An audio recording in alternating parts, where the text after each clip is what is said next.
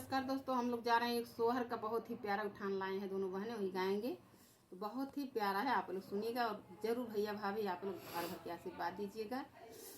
तो बहुत सुंदर गीत है, आप लोग एक बार जरूर सुनिएगा। जरूर अपना भर भर के आशीर्वाद दीजिएगा जरूर भैया, यही बस मेरी रिक्वेस्ट है। आप लोग थोड़ा ध्यान दीजिए और भर भर के आशीर्वाद दीजिए। चंदा देहाती लोकगीत मैं हूँ, तो चलिए सुनाते हैं। बहुत ही प्यारा सोहर गीत है, उठान है सोहर।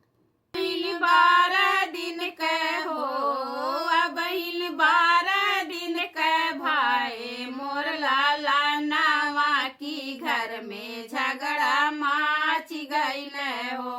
अब 12 दिन के हो अब 12 दिन के भाई मोर लाला नावा की घर में झगड़ा माच गईल हो। यही घर ही में हो यही घर ही में सासू झगड़ाई तिनकी झगड़ा मचाई दिहनी हो।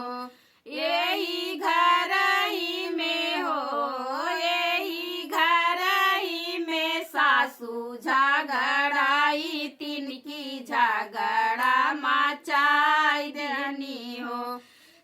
सासू समझू जिन कमजोर बाट नैहरे के जोर। सासू समझू जिन कमजोर बाट नैहरे के जोर।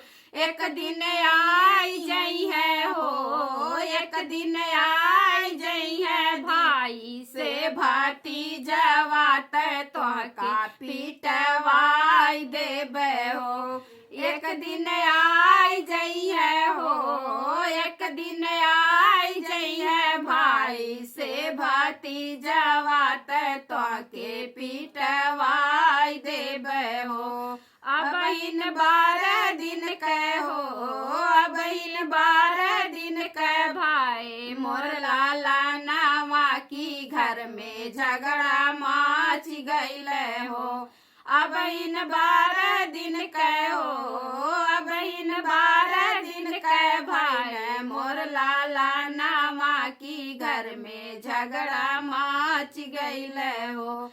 यही घर ही में हो यही घर ही में जेठनी झगड़ाई तिरत झगड़ा मचाई दियनी हो।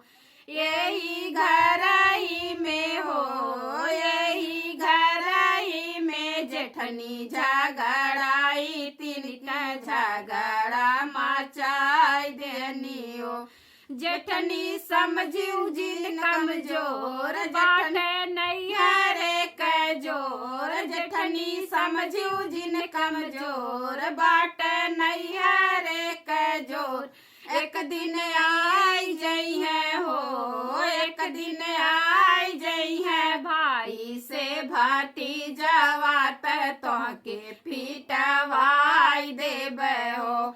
एक दिन आई जई है हो एक दिन आई जई है भाई से भाती जवात तो के पीटवाई देबे हो।